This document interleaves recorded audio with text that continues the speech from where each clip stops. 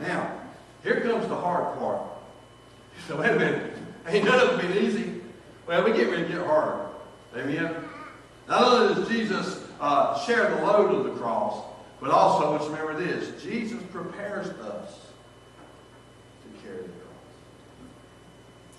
Jesus don't pull you out the crowd and throw you into the cross and go, there you go. You know, my daddy, how many ever had driving license, bicycle lessons like this? I get a bicycle when I'm 5, 6 years old. My daddy sticks me on it Christmas morning. He just painted that thing. He went and bought a neighbor's bike, painted it up, put a light on the front of it, all kinds of stuff. And he gets me on this bike and he says, son, we're going to have our first lesson. I said, okay, Dad, how are we going to do this? He said, just climb on. I'll show you. I climbed on it and I felt it going back. I said, this ain't right. And then Daddy went, go, son!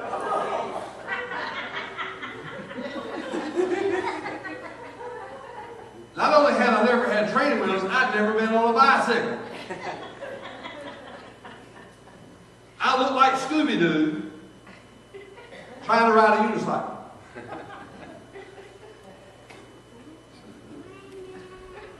And the only thing I found to stop me was a pine tree. So the very first day, the very first ride, I messed up my light on the front. My brothers come along. They had already helped them on my bike.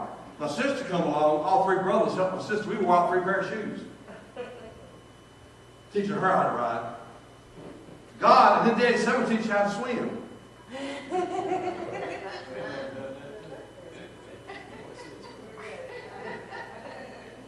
I knew something was up when I started going backwards.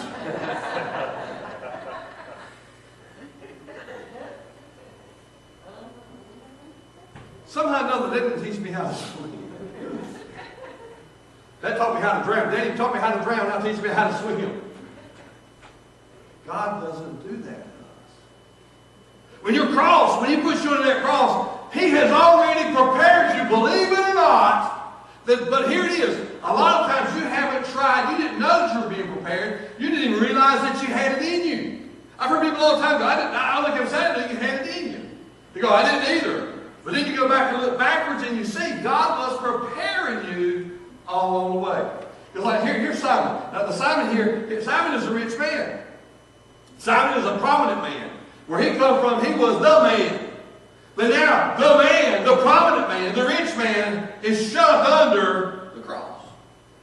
Listen, why did they pick a Roman soldier? You say, see, I can tell you why they didn't pick a Roman soldier. Number one, this was a religious problem. Amen? This was religion.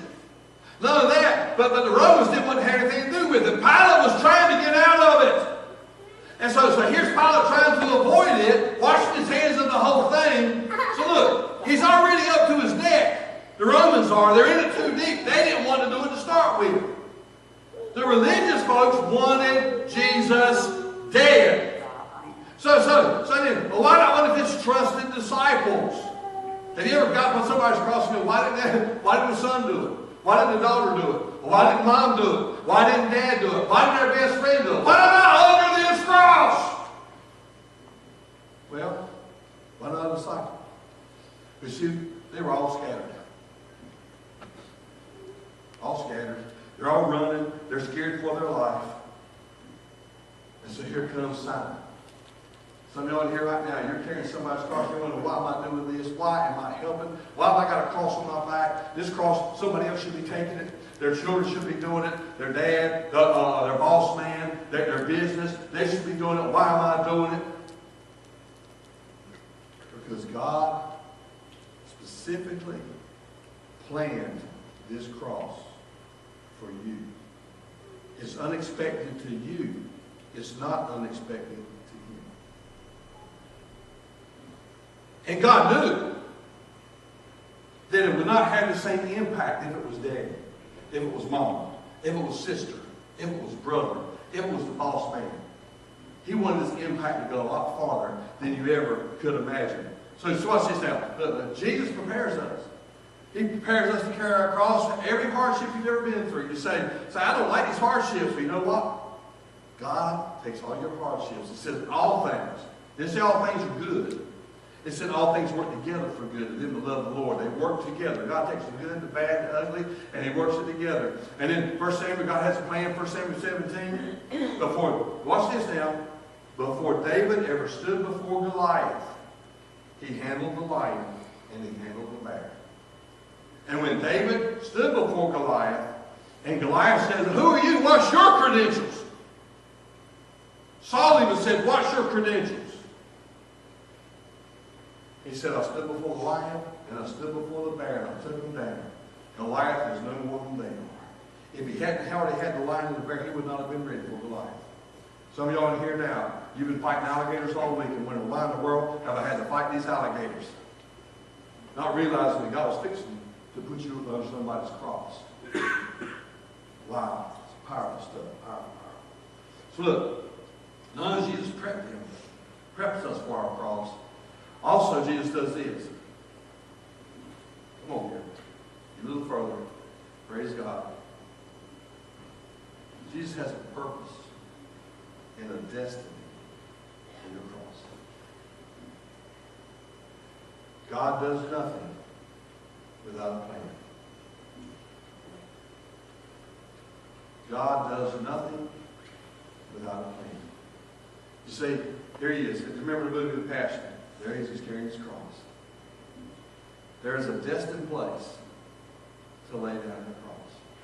You won't carry this cross 1 inch further than Calvary. That's a promise. There's going to come a day when you lay this cross down. And when you lay it down, you're going to lay it down just a little, no further than Calvary. And there's a crown to obtain on the other side of this cross. Isn't it awesome? God is so, so awesome. You know, some of y'all here thinking, is it ever going to stop? Is there ever going to be a time when I can rest? Is there ever going to be a time when I can breathe again? You know, when I get calls from the funeral home, I see it. And of course, I had, just to make things a little lighter, when Paul Funeral Homes calls, my phone goes, "There's the Chipmunks. So you had a bad day. Da, da, da, da." And when Hillside calls, it's dun, dun, dun, dun, dun, dun, dun. But when I hear that, the first thing I say is, "You better be calling me to offer me some lunch." And he said, "Well, we got some barbecue." Guess what Paul said? I said, "No, I don't want your barbecue." If I see fine green tomatoes, you don't want the barbecue at the funeral home.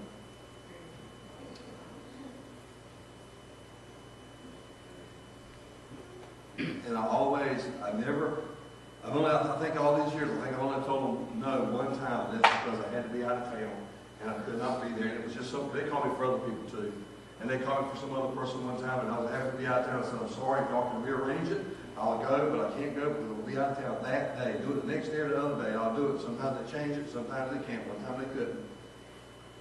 But the reason I never turn them down is because no matter how bad a day I'm having, when they call me, somebody's having the worst day.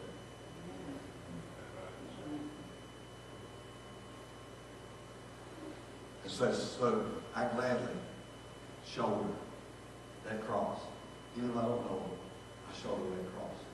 Because I know that they're going through something they really wouldn't be going through. See, watch this. You're not going to carry it 1 inch further than Calvary. And every cross you carry is going to add to your crown. I remember this too now. Watch. This is so awesome. You were never intended to carry the cross for eternity. There's going to be a place you pick it up. There's going to be a place you put it down. You don't have to carry it any further than where God has destined you to take it. Now let me just do a few things here, and then we're going to close. Y'all guys, get ready. Get ready. Talking to some musicians now. Y'all can get ready. God uses our cross as an example. Now let me just show you something here. Turn on to Acts 13.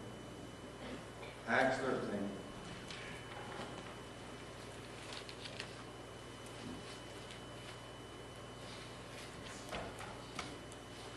Somebody took Acts out of my mouth there.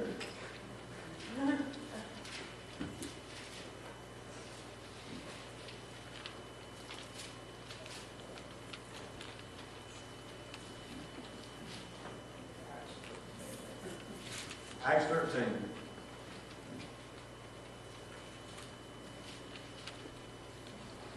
At the time that little woman had called the law, God was breaking in her house, she had called the law. And the man sitting there shaking. And they come in and they arrest him. He said, please take me. And they took him. And he says, why'd you turn yourself over to this old lady? And she said, because when I walked in, she turned in a little light, she hollered. She was just quoting the Bible verse.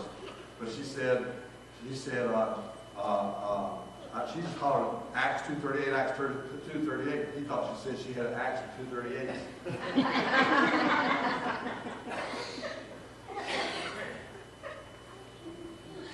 He was getting ready to die. Come arrest me, please.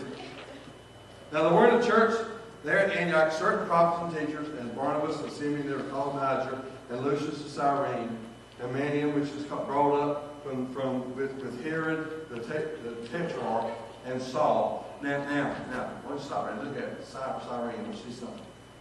What's this?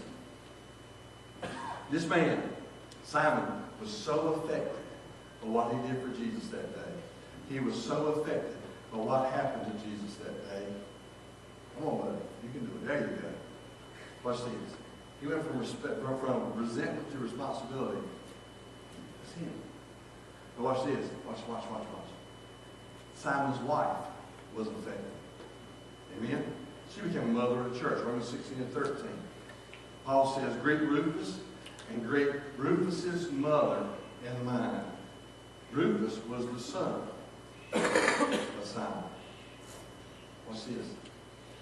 Look how this keeps going and how this isn't going. There you go. This morning the battery went dead on. I'm not sure if we put good batteries there or not. Well, obviously not good batteries. Amen. You know, if something ever goes bad, you get ready to use it. And you got batteries everywhere until you need them. Amen. Okay. Alexander and Rufus, Mark 15:21. They are the sons of Simon of Cyrene. Their names were not mentioned in the Bible unless they're well known. So they became pillars of the church. Romans 16 and 13, it says again, greet Rufus and his mother and mine. Watch this. Rufus became the bishop of Spain. Isn't that cool? Look at all this line of stuff going on. Simon of Cyrene come just to celebrate God. He gets thrown under a cross. But that cross changed his life forever. It changed his wife. It changed his sons. Alexander, his other son, was martyred for Jesus. Wow.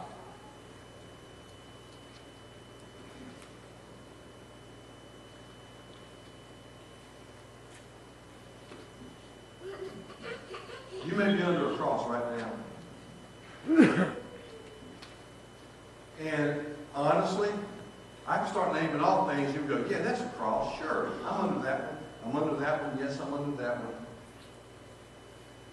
My challenge to you today is to not get resentful while you bear under that load. My challenge to you today is not only not get resentful, look to what it's going to do in the future. Right now it hurts. Right now you got blood on you. Right now you got tears on you. Right now your shoulders hurt. Right now you got pain that you had never even known you could. But it's okay. It's okay. Come on, fellas. It's okay. It's okay. That cross hurts. So I didn't expect this. I did not expect it. I was going to have to do this. I did not expect this was going to happen.